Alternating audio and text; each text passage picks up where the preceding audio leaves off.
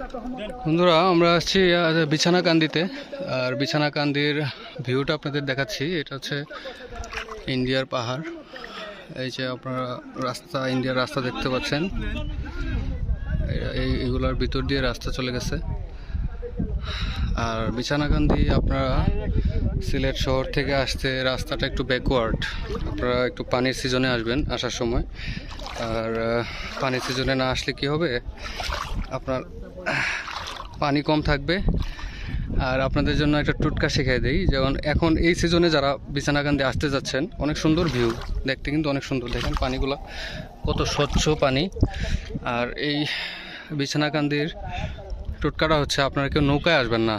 আপনারা সিএনজি দিয়ে, যেখানে সিএনজিটা এসে থামবে নৌকাঘাট, ওখানে না নেমে ওখান থেকে দেখবেন যে বাঁ পাশ দিয়ে একটা রাস্তা চলে গেছে, ওই রাস্তা দিয়ে আসবেন, বলবেন যে ওই রাস্তা দিয়ে নিয়ে যাও। ওই রাস্তা দিয়ে আসলে একটু সামনে আসলে দেখবেন যে আপনার একদম মেন বিছানাকান্দি যে স্পট, মেন পয়েন্ট, ওখানে আসতে পারবেন। যেই আমরা এটা বুঝতে পারি নাই, না বুঝে আমরা নৌকা দিয়ে আসছি।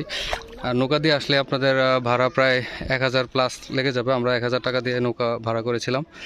তো আপনারা অবশ্যই এখন এই বাঁধের উপর দিয়ে আসবেন।